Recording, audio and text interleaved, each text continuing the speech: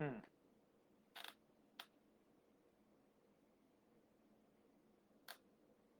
Tim, can you see this? All right, everybody. Pause for just a minute. Can you see this? I can't get my screen to work. Are you on? No, not yet. Jump on real quick. Okay.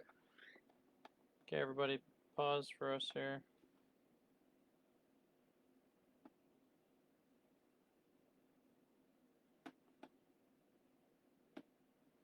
Trying to get something fixed real quick.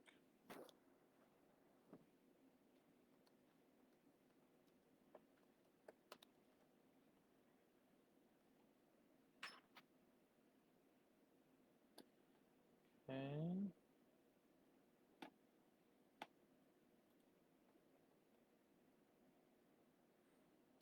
Wonder if I should jump on here as well.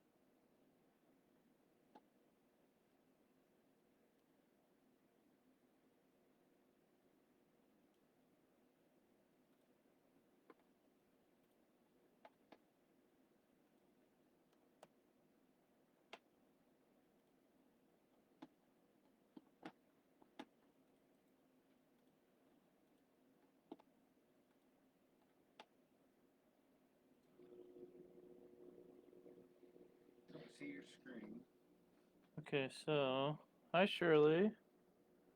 Let's see here. I am struggling to get this thing to work the way that it's supposed to. Oh, come on.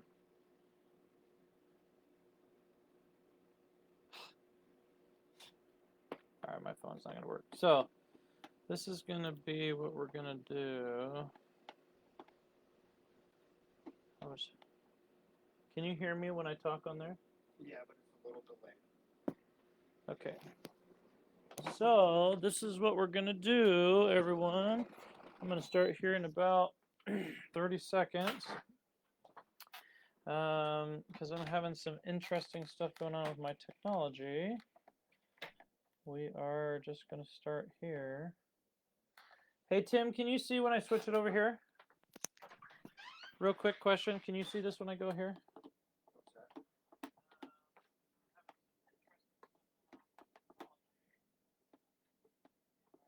Insert. As you can see, it's still catching.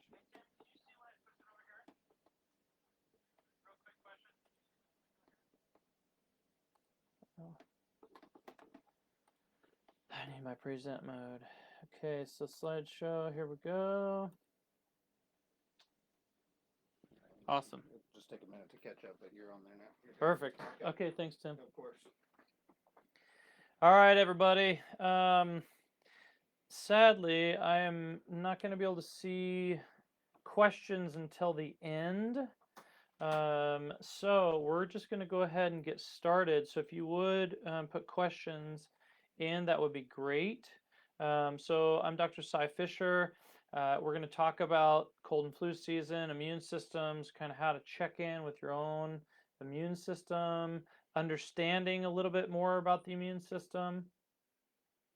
It's really interesting as we look and we see that there are a lot of viruses, specifically influenza, that are diagnosed every year, right? Common cold, most of you have had, at least one cold a year. We're going to talk about how often we should have a common cold. And common cold isn't necessarily bad. Viruses aren't bad, they're in our environment all over the place. It is very prevalent, but having it too much can be an indication of some health issues. So we're going to talk about upper respiratory infections because that's the time of the year, what to look for, what it might mean with your immune system, if you need a little bit of help, what things are oftentimes missed from a traditional versus a functional medicine perspective like myself, and some of the options that we have to really support you as you go along here. Now, at the very end here, I forgot to put it on this page, but if you stay to the end, I'm going to give you at least 3 and maybe a few more tips for staying well over the holidays. So here we go. We'll jump right into it. So upper respiratory infections, they're very common. common cold, influenza. They happen by viruses, but they also can be caused by different things. They can be caused by bacteria, fungi.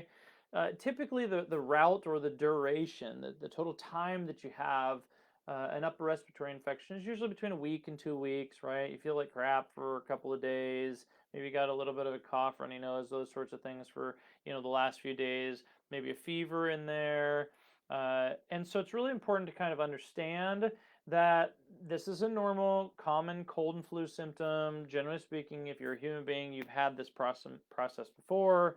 Oftentimes it doesn't feel well. Sometimes it's more intense. Sometimes it's less intense. Sometimes you barely feel it at all. There's a lot of things that go along with and that are not enjoyable in relation to immune system issues. So it's really interesting to learn about your immune system, right? There's a couple of different layers of your immune system. Some of it, this over on this left-hand side, you can see the innate immunity. And what that means is those are the typical barriers that you have on the outside of your skin. For example, you have your skin tissue. It's called epithelial layers. On the inside of your body, you have your gut lining, right? And so there's a whole bunch of different cells. We won't go into the details of those cells, but those cells provide that boundary, that innate boundary that's there for you as part of being a human being. I like to think of it kind of like your house. At your house, you've got walls, and those walls protect things from coming inside. It protect intruders, protect rain, wind, most of the time rodents. And then you've got your adaptive immunity. The adaptive immunity is the part that adjusts, that changes, that gets to know and learn about what's happening and gives you kind of a long-term piece where they go in and they work directly with individual organisms or individual viruses or individual bacteria to provide safety for you as a human being. So they're very, very important. Now, over time, what happens is that immune system can be weakened. Maybe many of you have heard of the germ theory, right? So as small children, we're supposed to get exposed to the environment, the dirt, different things in our environment then provide us bacteria, viruses, fungi that our immune systems can start to learn from and grow from. But what happens is, well, some of the things that are happening right now are oftentimes our environment is a too clean of environment. What does that mean? That means if we live in too clean of an environment, then our immune systems do not get the opportunity to practice and understand how to work with the environment, how to work with some of these bugs, and how to stay well. So it's an important piece to be able to be exposed as a kiddo to things like fermented foods, which have healthy bacteria, and playing in the dirt, those sorts of things. But as we age, as we continue to go throughout our lives, what oftentimes happens is there are different factors that have a tendency to degrade these barriers, these immune system qualities, right? So our environment is a big one, right? High psychological stress. So, like at work or at home, or just the stress of the political environment, or the stress of being locked down and everything that was happening to us, right? Not getting enough sleep for varying reasons. The typical American diet, if you follow the actual food pyramid, yeah, you're probably going to have leaky gut. It's very much focused on kind of like a high, simple carb perspective, and that has a tendency to really cause a lot of inflammation. All those processed foods, high oxidative foods, high sugary foods cause a lot of damage inside of your gut, that barrier, right? And so there's also things that happen too, like sinus infections that become chronic. You can't quite get rid of it. There's a whole bunch of reasons for that. But if you see here, I put things like food, processed food, sugars, stressors, sitting too much, gaming too much alcohol, too much of the consumption items that can blow out your blood sugar and dysregulate your physiology. And when all the parts and pieces and all the systems are dysregulated, then the barriers start to wear down as well. Now, this is an interesting picture. So this is a gut lining, And it's really important to understand that anytime there's a breach in the gut lining, it's a terrible thing, a terrible thing. That's why I purposely had a picture that invoked almost like a gut-wrenching experience over here on this other side of the page, because when the barrier is breached, right, then that means that there's a whole bunch of dysfunctional and very unhealthy things that get through the barrier of the gut lining. And that causes a lot of disruption and your immune system goes downhill, right? So leaky gut is the term. Now, traditional medicine doesn't necessarily look at it too terribly much, but it's something as research continues to grow on it, they're looking more and more. Now, as a natural health care practitioner, as a naturopathic doctor, we're taught about this stuff in school. And it's really important to understand that if you don't have, for example, if you've got a big hole in your roof, there's going to be water that comes through the roof. And if you don't want water coming in and damaging your house, it's really important to cover the roof in a healthy way that's going to last for a long time. So what happens here, you can see in this slide that when there's a hole, then stuff gets through. Well, the immune system attacks what comes through. Now, most of the time it's food, for example. Because if a food is not processed appropriately, then the immune system has to come in and process that. And if the immune system is trying to process foods, well, then it's distracted and it wears out over time, and there's not as much support to be able to protect you and protect those potential intruders, to protect you and keep that stuff out. So you get sick more often. So you can see over on the right hand side, there's more inflammation in an unhealthy gut that has all these leaks, that has all these tears, that has all these things that are coming in and infecting it, and medications and stress and all kinds of different things really cause problems here. Immune deficiencies. And so another big one that I see sometimes is chronic sinusitis. Now, the typical idea here is that the immune system has protective barriers, right? So when you get mucousy, for example, when you're sick, it's not fun and it's gross to, spit up a bunch of sputum and green stuff, and it's nasty and whatever else. But that also is wonderful and beautiful because it's the protective barrier that provides safety for your body to be able to work against and protect you from that viral issue. Now, the problem is oftentimes the immune system gets overtaxed again, and you get some of these barriers break down, and or things kind of stay there. Like if all you've been doing is going to your traditional physician and getting an antibiotic, well, what happens is when you blow out the bacteria, then fungal infections then happen. Some women are probably familiar with this. When they get a UTI and they get an antibiotic, oftentimes they'll get a fungal infection afterwards, and that's not fun either. So it's really important to be able to address all of these deep-seated issues and protect and support the body. So how do you know if this is you, right? How do you know? How often do you get sick? You can ask yourself that question. Do you always get sick? Those are important questions. Do you have chronic congestion? Do you have the postnasal drip? Do you have chronic sinusitis? Right? How often are you getting those things? Is it quick? Are you quick to recover, or does it take forever? I remember when I was exhausted in med school, I got sick one time after winter finals, and it took me a month to recover. Now I'm in a much healthier place now, and I am more conscious, and I work through a lot of that stuff now. But these are all questions to be asking yourself. Now at the end, I'm also going to include a link to go and get the immune system checklist if you want to also do that. So stay tuned to the end for that particular piece of information. Again, traditional options include antibiotics, decongestants, cough suppressants, antihistamines, right? Fever reducers, and those can be life-saving. They're very, very important. They can reduce pain and reduce stress, but oftentimes they're overused, abused, and not used in a very balanced way, and so they cause side effects. Now, we can use some of those things, but most of the time we use diet, stress, sleep, adjustments. We work on what's happening in your home. We support the immune system. We do diet and lifestyle and supplements on top of that. mental emotional work. There's a lot of different things that we do to really support you as a person, as a whole person, to be able to stabilize and support those gut barriers, to support those immune system barriers. So again, if you know anybody, this is probably a really common thing.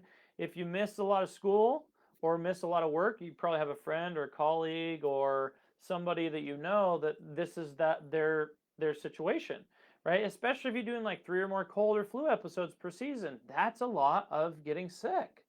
And as we talked about before, the chronic congestion, the postnasal drip, often prescribed antibiotics. Again, that's what traditional medicine has to offer. They don't have a lot of tools above and beyond some of these small things to support, stabilize, and rebuild and restructure those barriers. It's like saying to a construction worker or um, a general contractor, "Hey, I got a hole in the side of my house. Can you just come put some plastic up on the side of my house," right? That's not going to be very effective. It's really important to be able to have the right tools to be able to help rebuild those things. So we're very specific here at Equilibrium Natural Health in the fact that our goal is to be able to help you identify specifically in the acute what you need support-wise, and then we really work on supporting you as an overall person. Working on the immune system takes time.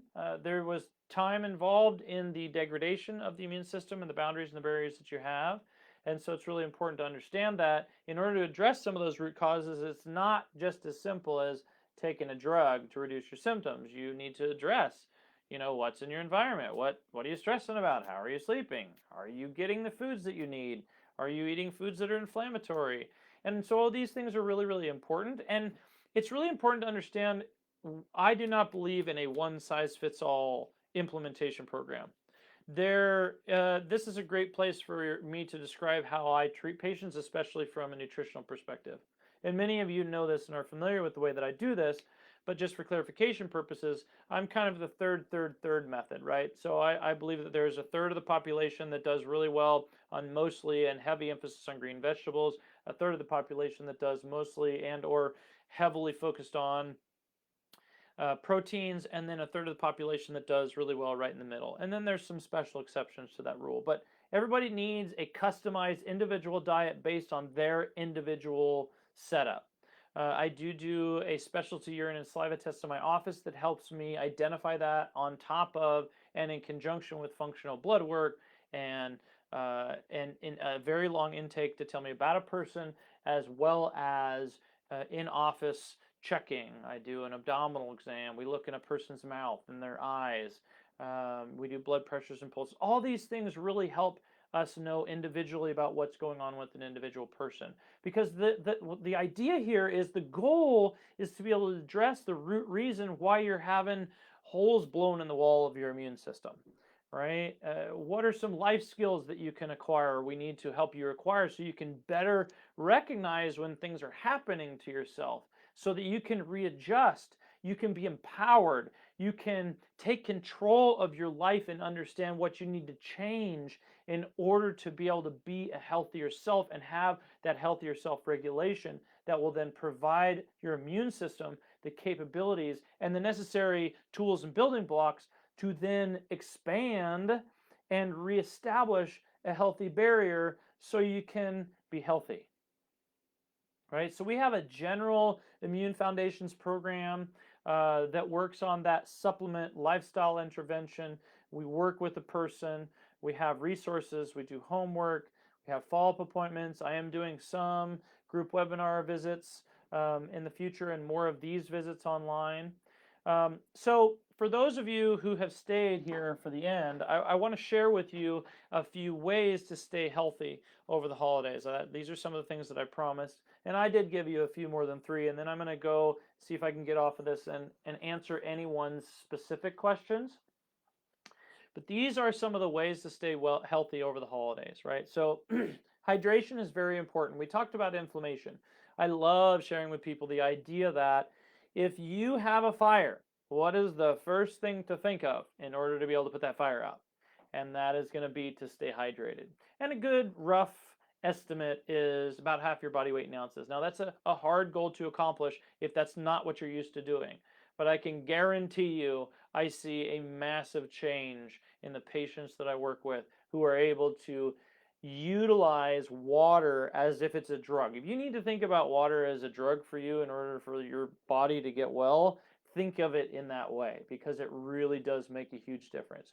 So you can be eating immune supportive foods, onions, garlic, oregano, mushrooms of varying kinds. There's a lot of supportive mushroom herbs. And then general herbs like echinacea, astragalus, licorice. Okay, those are good long term. You can take them completely and totally from the start of when it starts to get dark all the way to when it starts to get light in the summertime. Okay, and then there's some great acute herbal immune herbs as well. Oil of oregano, licorice is also a good one for short term. Thyme, right? Grapeseed extract, and many more.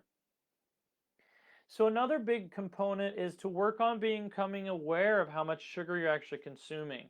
The average adult needs to consume 25 or less grams of sugar a day, and if you'll take and you'll go and you'll look, you'll find that if you're drinking a pop or a juice or some sort of sugary goodie, you probably in one sitting you're probably eating as much sugar as a grown male adult should be eating in one session.